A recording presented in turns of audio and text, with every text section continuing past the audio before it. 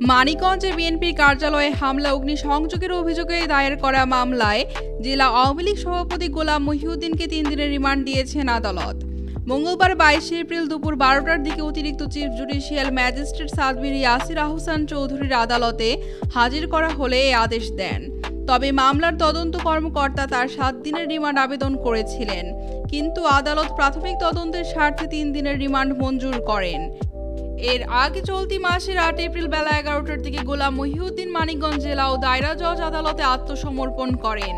শুনানিকালে বিচারক তার জামিন আবেদন না মঞ্জুর করে তাকে কারাগারে পাঠানোর নির্দেশ দেন।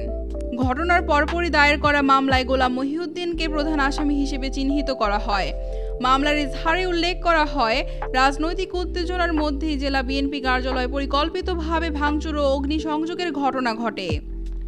সদর থানার ভারপ্রাপ্ত কর্মকর্তা ওসি এস এম আমানুল্লাহ বলেন, জেলা বিএনপি কার্যালয়ে ভাঙচুর ও অগ্নিসংযোগের ঘটনায় দায়ের করা মামলায় জেলা আওয়ামী লীগের সভাপতি গোলাম মহিউদ্দিনের 7 দিনের রিমান্ড চেয়ে আবেদন করা হয়। তবে আদালত 3 দিনের রিমান্ড মঞ্জুর করেছেন। বর্তমানে মামলাটি তদন্তাধীন রয়েছে। মিমোশা মোস্তফা মিম, DRL নিউজ, মানিকগঞ্জ।